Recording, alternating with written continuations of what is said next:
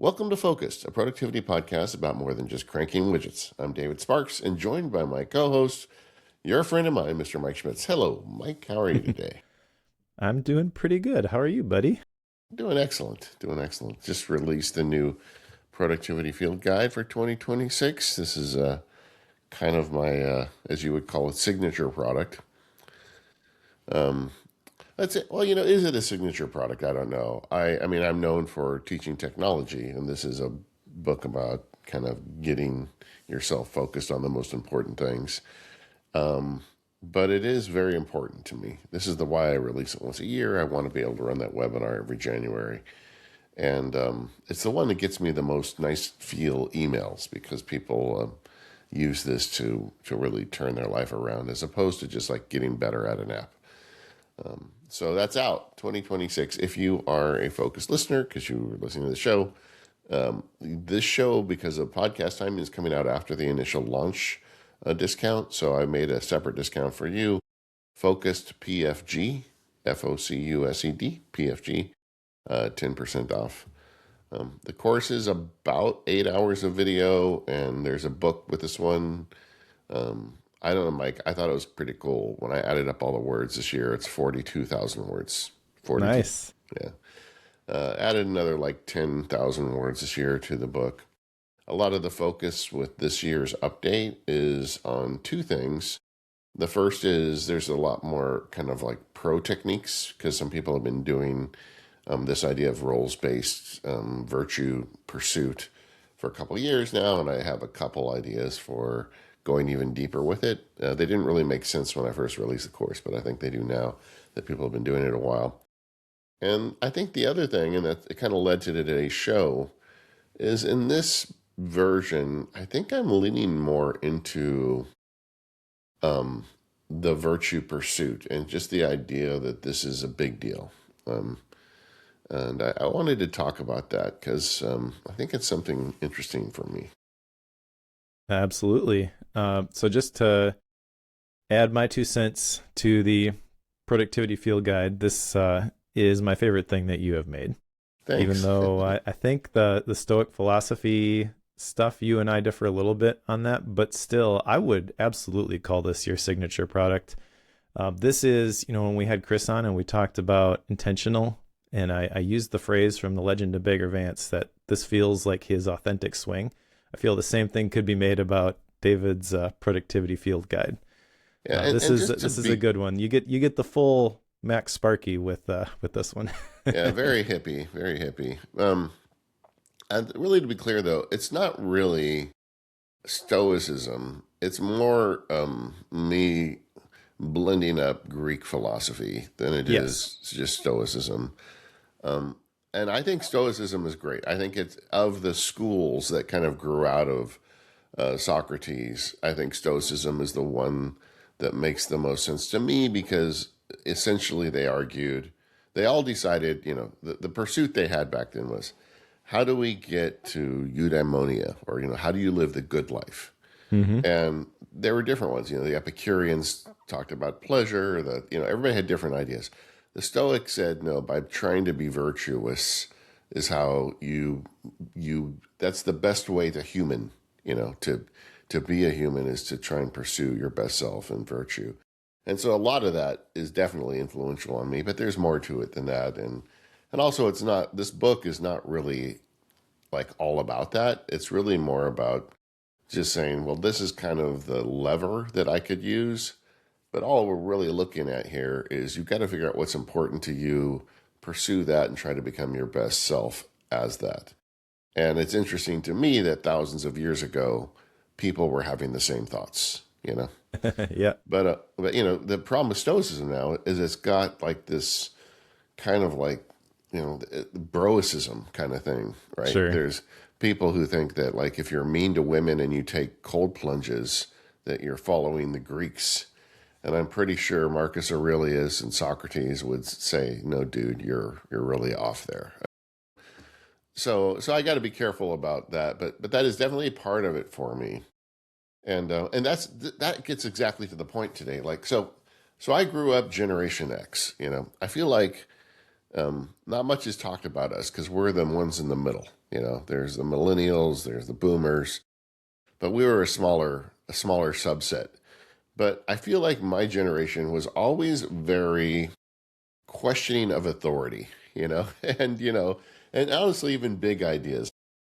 Daisy and I were driving the car the other day, and we were listening to some of our favorite '80s hits, and like one of them that came on was "Everybody Wants to Rule the World" by Tears for Fears, and we were both talking about how we just love that song, but it also kind of like that's the way we felt. Everybody out there has got a game, and we don't want to be any part of it. And I think that influences my discussion of this topic in particular, because this is deep stuff, and there's a part of me that doesn't want to talk that way because I'm afraid, or there's like as a Gen Xer, there's a part of me that's just like a little hesitant to like commit like that. Does that make sense? It does. So I can't relate entirely with the Gen X. I'm a millennial, but barely. Yeah. I do appreciate the '80s nostalgia, though. That is the theme of a fiction book that I read. So Oh, maybe is we'll it? talk about that in deep focus. You read a fiction book? Yeah, I we will did. talk about that. Um, Yeah, but I think you're right that there's this there's an inherent belief. Maybe it's the Western culture. I don't know, but you're made for more, essentially. Like there's got yeah. to be something bigger, and you want to connect to that. And so I think the whole idea that we're going to talk about here with the heroic journey is relevant to anybody. Yeah.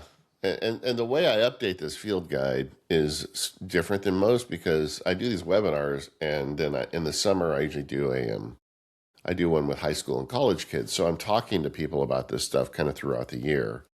And then also I get a lot of emails about these things as people are kind of engaging with it. And whenever I run into a new wrinkle on it, a lot of times I'll just write myself an essay about what I really think about it. And so that's how I got 10,000 words into the book this year, is I just went through and read all those essays and edited them and put them in journal entries as well. And what came out for me this year is several times over the last 12 months, I've written in a journal or in one of these essays about how I believe this is a heroic journey. And my initial reaction was, oh, I got to cut all that stuff. Nobody wants to hear that.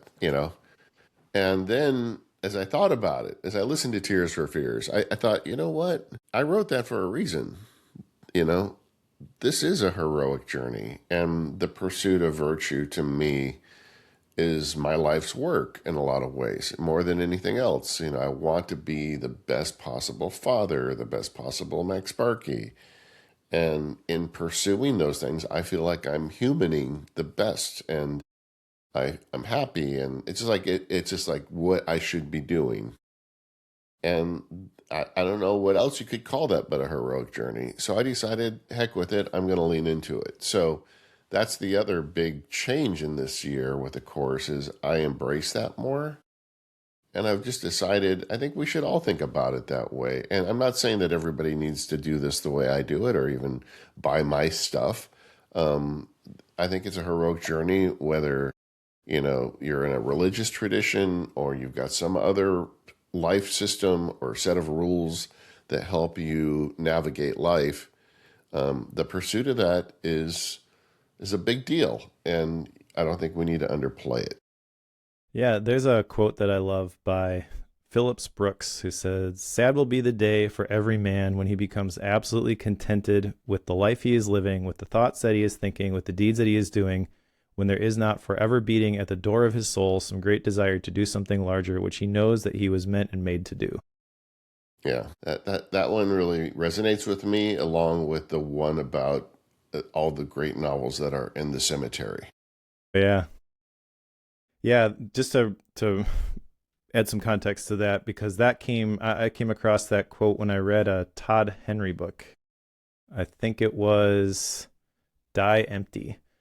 And the point was, he was telling this story, and there was some really successful person that he met in the Middle East, and they asked him a question: where is the most valuable land in the world? And he's thinking, is it real estate in Manhattan? Is it the diamond mines? And the man says, no, it's the graveyard or the cemetery, because that's where all of the unpublished books are, the unfounded businesses, where people kept saying, I'll get to that tomorrow. And eventually they ran out of tomorrows. Yes. And it's a heroic journey to pursue that while you're still around. And, Yeah. it goes big. Go ahead. Sorry. Now on that topic though, because I feel like maybe you hear that and you're kind of like, well, this is kind of a downer episode. I actually don't think it is. I think it's coupled with the idea of memento mori, which is just remembering that you're going to die someday. It's a fact of life. And so we don't have to be afraid of it. We don't have to try to avoid it, because no one's going to.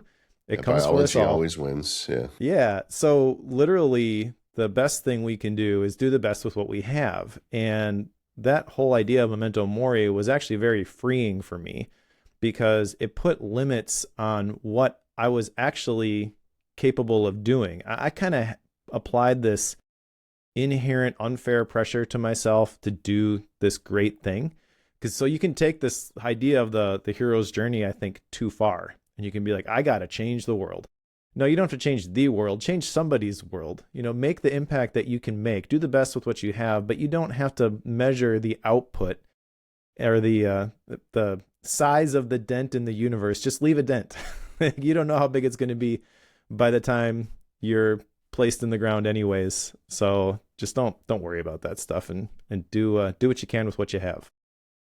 I mean, kind of a flip side of that, which I also believe is like, don't forget, everybody forgot who Harry Seldon is. If you read the Foundation series, most important guy in the universe. And if you go out far enough, nobody remembers him. That also gives you a bit of freedom to do your particular thing and pursue your best self. And the thing we do on this show, at least we try to do, is make this about more than answering your email faster. And, and I believe the reason I make this show, and I think you too, Mike, is we want to help people get motivated to engage in that journey. Productivity advice is not to just make you a worker bee. It's allow you to really crack the code of your life and figure out what it is you should be doing. Yes. I remember when I was in my 30s, I was practicing law for at that point, 10 years. I was getting pretty good at it. Wasn't really, I knew there was a direction for me, but I wasn't sure what it was. And the idea of trying to figure it out to me seemed so debilitating. How do you even figure that out? And this is kind of before the explosion of self-help, and there was no YouTube or frankly internet. So you didn't have the resources to help figure this stuff out. And that's why I'm such a fan of these old Greeks, is it was learning that stuff in college, going back to it and kind of decoding it from them and then applying it to my life that worked for me.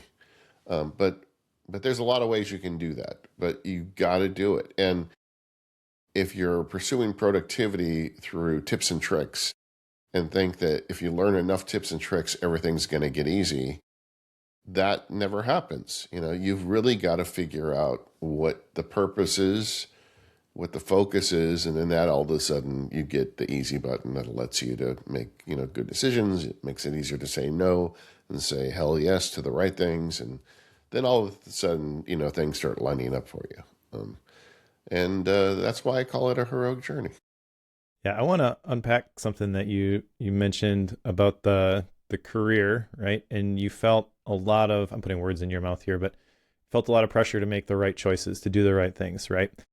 And I think that is kind of natural, that we feel we have to pick a path, and we really got to pick the right one.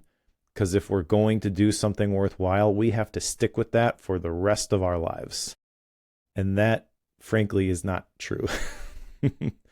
So if anyone is thinking that as they're listening to this episode, you can change your mind about things. In fact, most people do. I just looked up the statistic. The average person will change careers 3 to 7 times in their lifetime. They'll change jobs 12 times. So the approach, I think, if you really want to do more of what matters, you want to live out your heroic journey, you want to leave your dent in the universe, is to pick what you are going to do and to do it with gusto. Go all in. And then feel free to change your mind, change course. You had a career change. I had a career change. And I feel like there's a sunk cost fallacy that kicks in when you're considering, should I do this thing? And that isn't a factor that you should be considering. There are lots of other factors you should be considering. And that doesn't mean that every time you feel like, oh, I want to go quit my job and move to the woods and write the novel, that you should do it. But the fact that you have spent a certain number of years going to school, or a certain number of money, invested a bunch of money to get a degree, that is a factor, but it shouldn't be the primary factor. And oftentimes we stick to what we know, what we're comfortable with, even though we're being called to go down a different path. And I'm hoping that by the end of this episode, people feel a little bit more emboldened to chase that calling when they hear it. Yeah. Although I would say that I'm not necessarily a proponent of the follow your passion Me argument. either. Yeah. Yeah. But I do think that there is a place where you've got to figure out, what is the best way for you to human and pursue that. The problem with so much productivity advice is that it doesn't get to the big question, and because it's just so easy to talk about ways to, like I said, answer email faster, or whatever the thing is, whatever the trick is. And those are great. In the field guide, I talk about that, like coiling rope. Like the analogy I use throughout the book is a sailboat. If you're in a sailboat and you're out at sea, it's really good to learn to coil your rope fast and well. But it's even better to know what direction is north, because if you can coil rope and run in your boat in a circle for the rest of your life, you're going to get really good at coiling rope, but you're not going to get anywhere. And I know this from personal experience. Like I said, I was successful. I just knew I didn't really have it together, like what I was doing. And even from the external side, it looked like I did, and it took me going back and reading this stuff again and kind of putting together this idea of Areté to like give myself a compass. And that's what you need. You need a compass. Exactly. You need to know what is worth doing, and you can define that for yourself. You don't have to just assume the definitions that even well-meaning people in your life are giving you. You have to define it for yourself. Otherwise, it feels off. But once you do, then that is what you use. You brought up the passion mindset. That same book that I shared the context for that quote from, by Todd Henry, that's where he defined the word passion for me, and I will never forget this. Passion comes from the Latin word pati, which literally means to suffer. So when people say follow your passion, a lot of times what they mean is go do the thing you love to do. Wouldn't it be great if I really love making YouTube videos? I could do that for a living. Well, the problem with that is once you start doing the thing that you love to do, you realize it's hard and it's not fun. Yeah. And then you want to quit. So really what passion is something that is so important to you because you've got that compass and you know where you want to go, that you are willing to endure the hardships to see that thing come to pass. And that changes the whole discussion. That changes everything, frankly. And it's funny, back when I was in my mid-30s, I was really into woodworking kind of before the kids started growing up. And I loved making furniture and the art of it, designing it, coming up with something beautiful. And I just did a couple projects for people that asked me to like build a cabinet for them or a bed or something. Then I realized that working with clients, you've got to do what they want. And then all of a sudden you're on a deadline. And I very quickly realized that I hate doing that for work.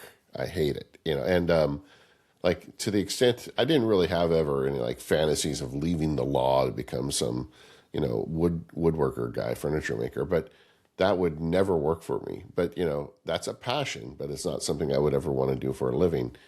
I think there's a lot to be learned here, but it's a journey that you have to take yourself on, and it's a deliberate journey. And I think, speaking from my own self experience, I knew it for like probably 10 years that I needed to do it. And I just resisted the idea of figuring out what my big yeses are because I didn't know how. And the thought of trying to figure it out to me was daunting. Yeah, it is not an easy thing, but that is also the point, and that's what makes it worthwhile.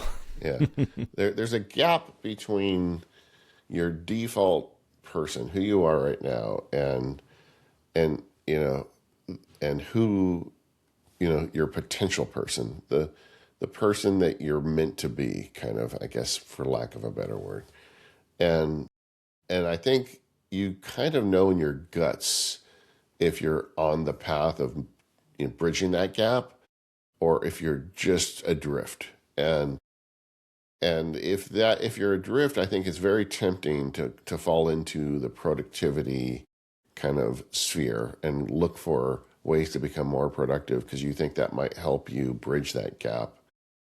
But I think the way to bridge the gap is to figure out the big yes. That you can use the productivity stuff, but I, if that's you listening to the show, I completely understand. I was there, and my advice is, look for something to help you to figure out those big questions.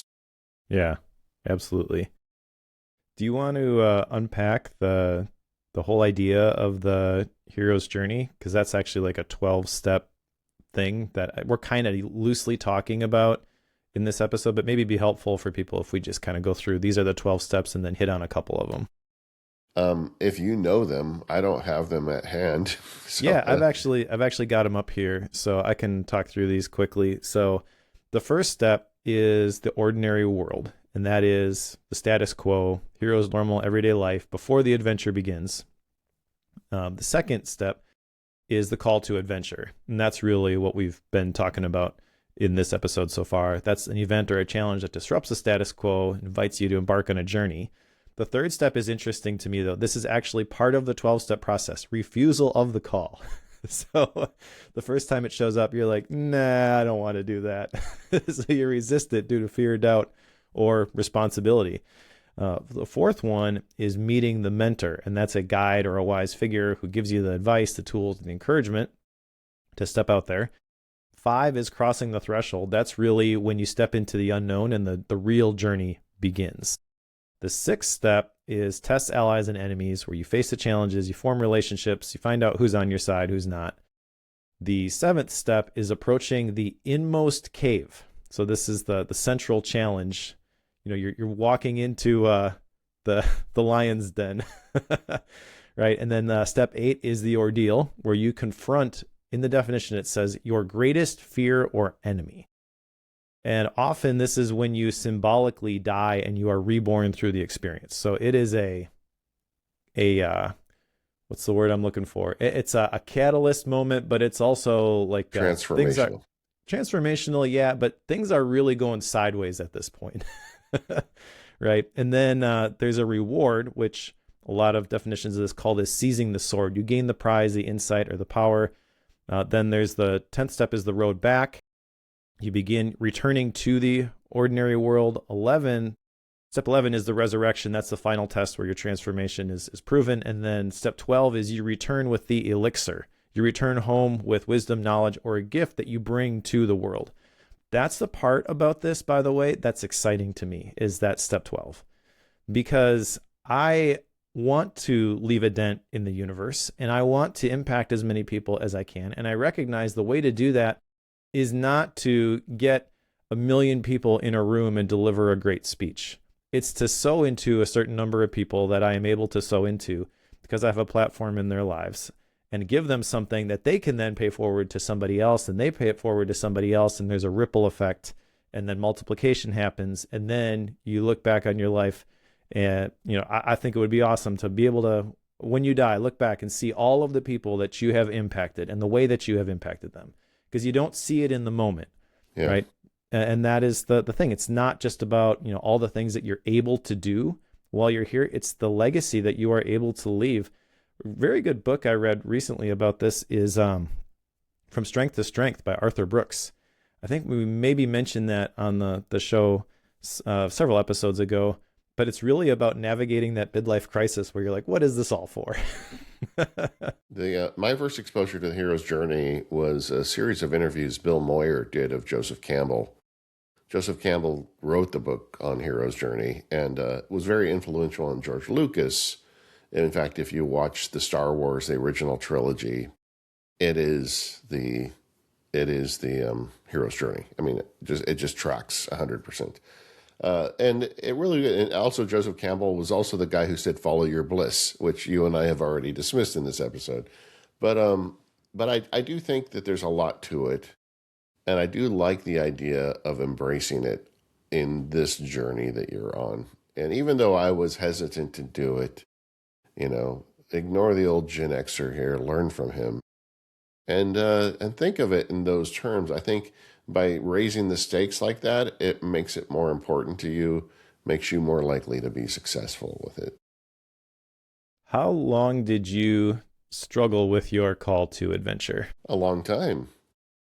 I mean, I practiced law 30 years before I became Max Sparky, which I think is the best incarnation of me, Yeah.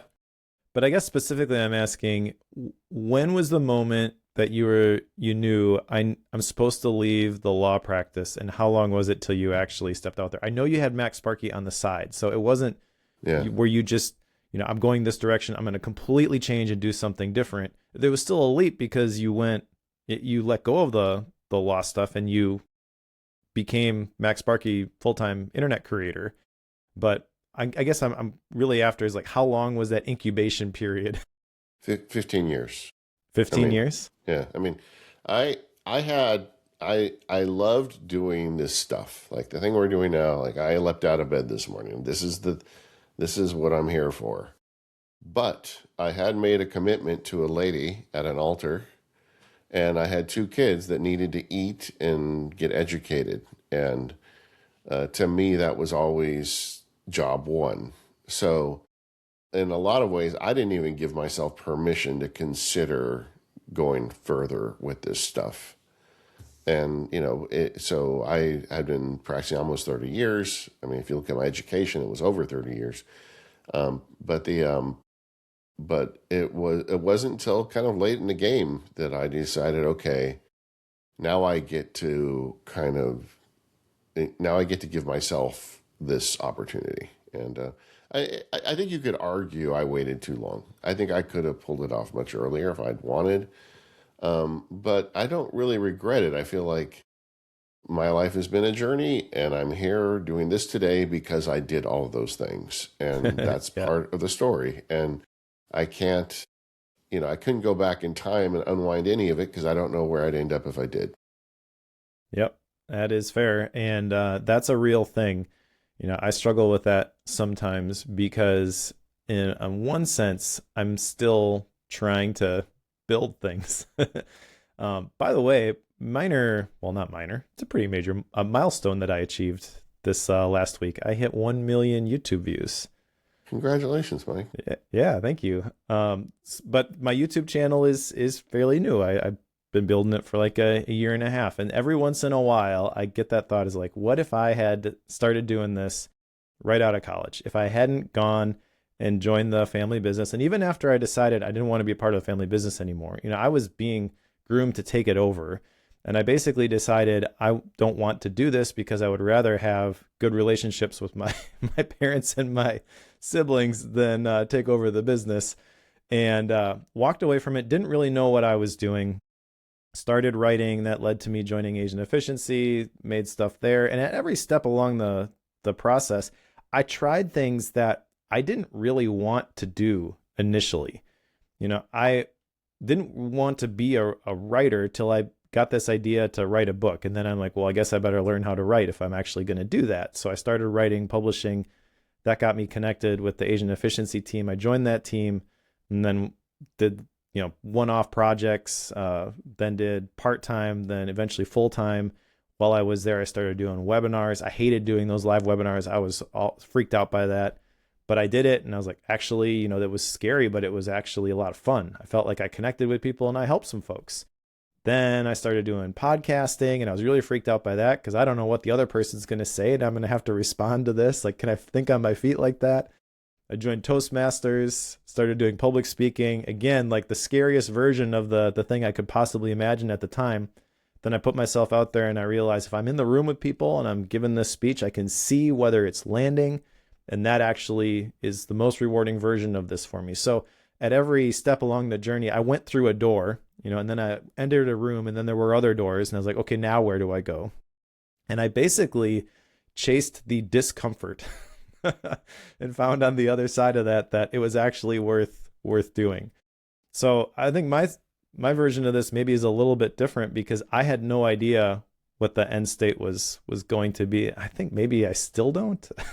Well, I But certainly didn't either. I mean, when I yeah, started, Max Sparky, it was a little fun thing I did on the side. I had no idea it was going to turn into an alternative career. And that's the fun of it. But I guess one of the themes we're talking about today is this is a process that transforms over the course of your life. And, by figuring out your yes right now, it gives you the passion and it gives you the gumption to pursue it. But it does change over time, and that's cool. I mean, you know, another thing we've talked about in the show is the idea of transformation. And every 7 years, all of our cells regenerate and we're a different yeah, person. And, you don't know who you're going to be in 7 years, but maybe it won't be who you are today. And that's okay too. But the point is you should spend today doing what you're meant to be doing today. yes, that is why you need a compass and not a blueprint.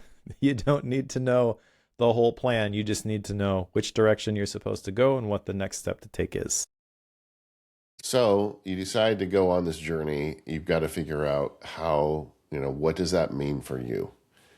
And both Mike and I have different approaches to this. And I think everybody in the sound of this podcast probably ultimately has a different approach for it. But let's just talk about what we do.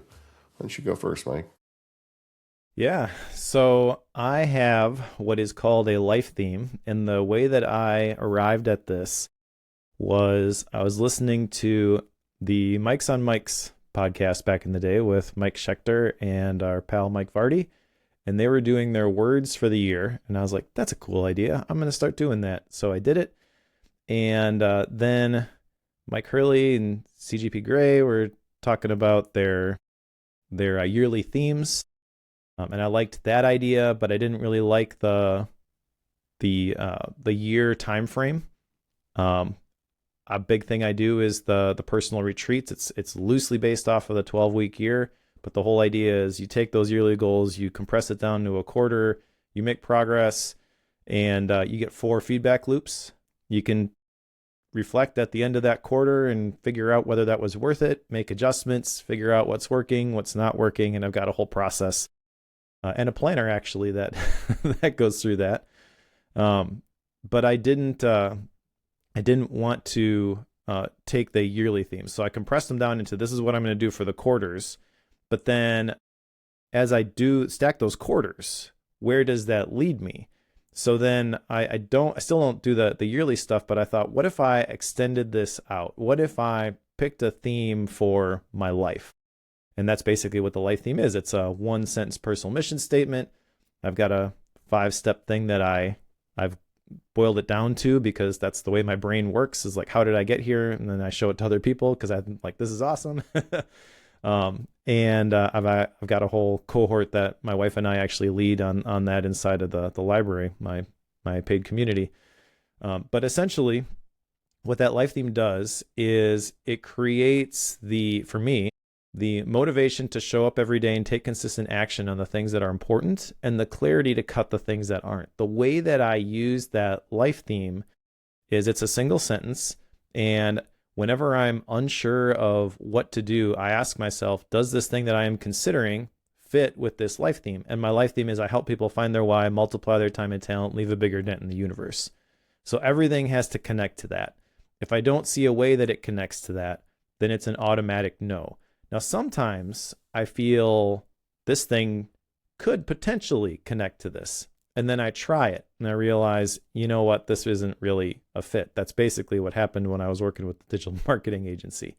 I got excited about helping good brands sell great products that are going to transform people's lives. I could see how that was actually fitting into that, but it didn't pan out the way that I thought it would.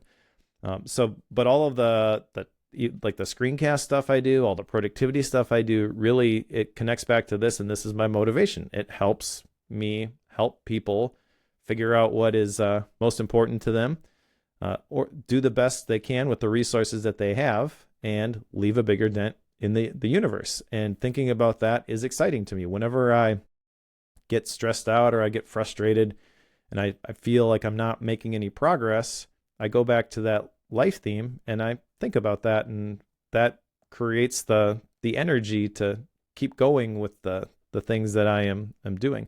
But also it's a filtering mechanism. Like I said, I'm considering this every quarter as part of that personal retreat process. So occasionally I'll look at this and I'll look at my core values. We've got family core values, and then I also have personal core values. My personal core values are show up every day, progress, not perfection, permanent beta, create, don't consume, and everything is figure outable.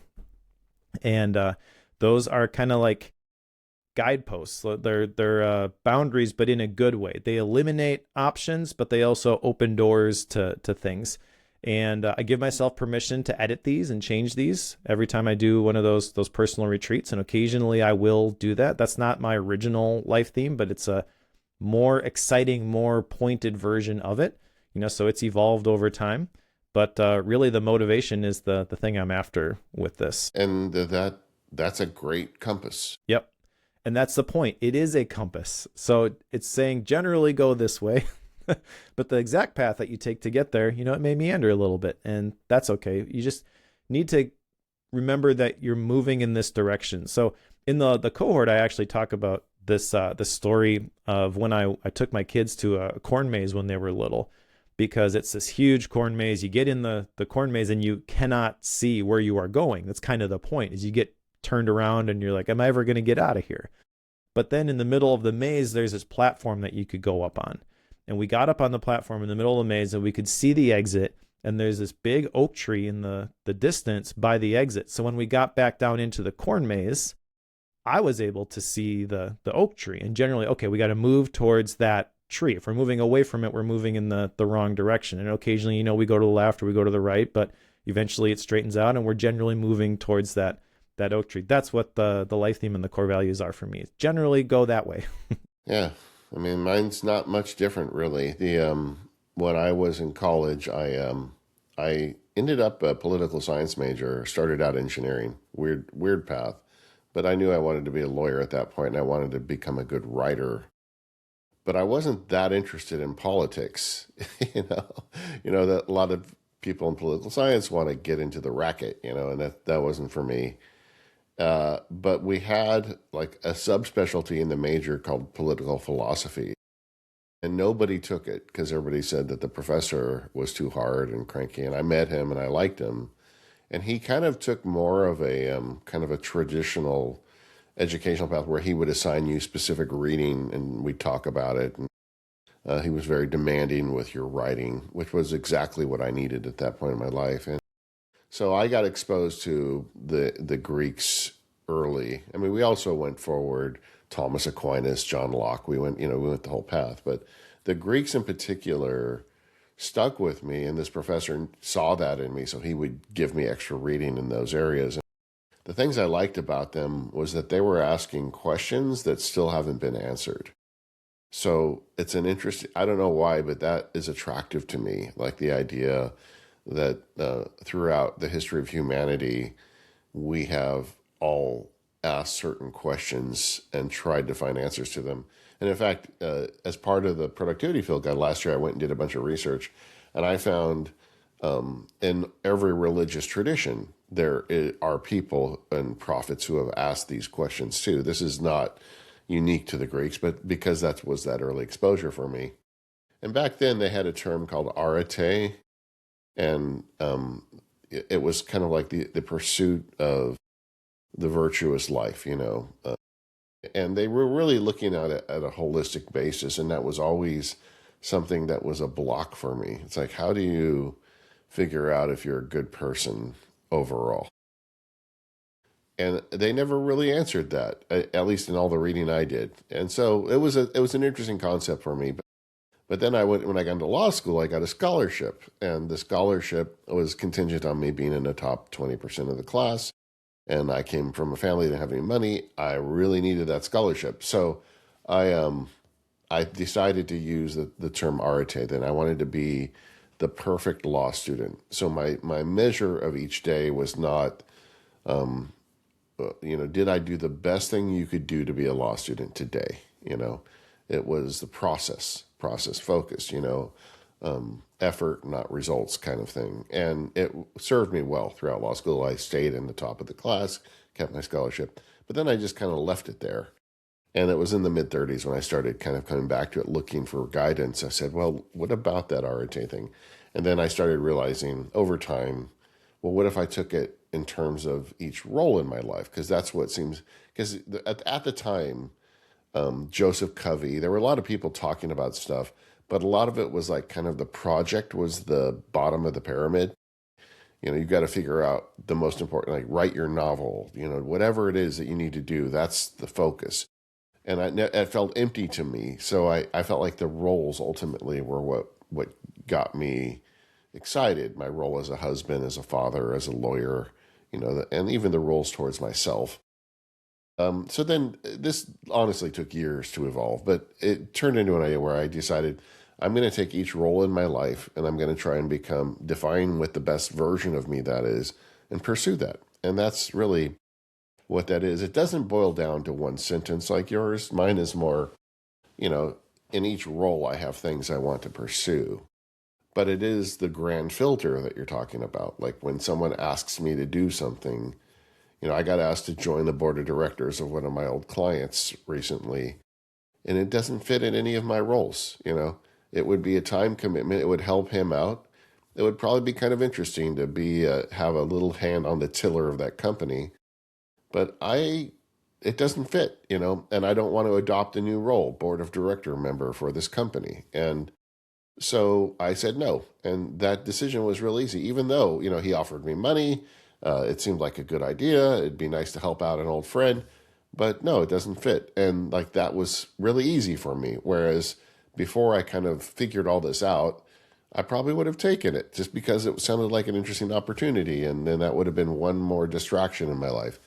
And that's kind of my quest, is like become the best version of yourself in each role. And then when you put all that together, you truly are finding virtue in Areté. And the side benefit I've discovered in this is that when you're pursuing the things that are important to you, honestly, with integrity, ethically, and every day, the side benefit is happiness. For me personally, this isn't a promise I can make, but I'm so much happier now that I kind of am living the life I was intended to live. So there's a lot of good things about it, but you've got to figure that quest out.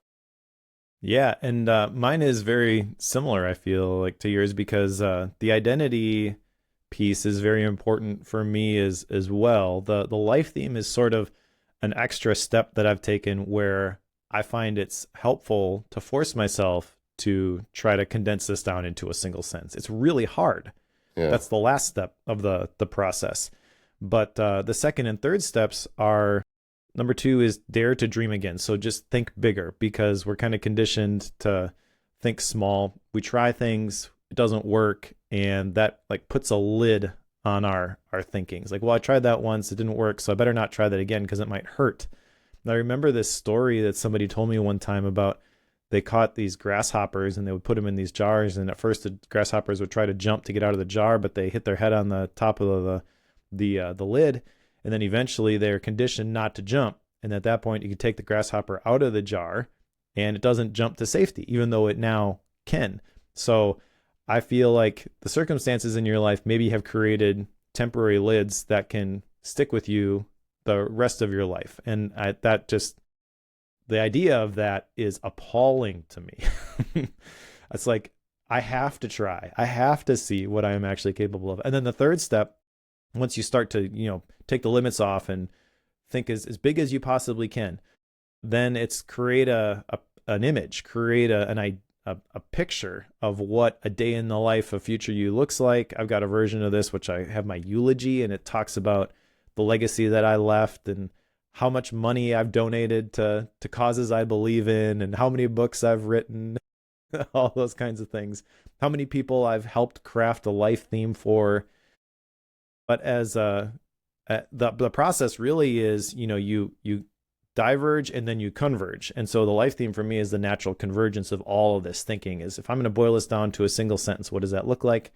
And then that is helpful for me because I don't know about you, but my personality, I am very driven, go, go, go, got 5 kids at home. So we're busy to begin with. And it's very easy to get sucked down into, well, this needs to get done, this needs to get done, this needs to get done. And then I'm like, I hate the fact that I quote unquote have to do all this stuff. This sucks. There's got to be a better way. And so I need that one sentence thing where in the moment I can just be like, what my life theme? Okay, yeah. And then make the decision and move on. The ruthless cutting of options is what keeps me sane. Sure. So that's how I do that. But the identity really is the key piece to this. You got to know who you are and who you want to become. And they're not necessarily the same person. But that's at the top of that PKM stack framework that I'm literally teaching right now in the practical PKM cohort. There's a week of that, which the top layer is the identity. That's your vision and values. And then that acts as the filter for everything else that you engage with. And that's what works for me. So that's what I teach other people to do if it resonates with them. But that identity, what it does is it completely flips the script. You're no longer responding to the information that's before you, because prior to getting clear on this, prior to having the compass, it's there. You feel like the fact that you're not where you want to be is an information problem. I don't know the right thing. And that's where all of the standard productivity advice comes in. It's like, well, if I could just do what I'm doing faster, more efficiently, then my life would change for the better and I'll have the time to do the stuff that I really want to do. And that's not how it works. You got to begin with the end in mind. And you got to flip that FOMO, where there's something out there that's going to be valuable for me, where, when you're clear on your vision and values, there's a term JOMO, which is kind of cheesy, but I think it fits here. It's the joy of missing out. You know what resonates, what's in alignment. And so all the other stuff that's out there, you feel totally fine being like, I'm going to let that go. I'm going to let that go. I don't need to follow the news. I don't need to watch that. I don't need to listen to that. I don't need to read that. I know what I want to focus my limited time, attention, and energy on, and nothing else is going to steal from that. Amen.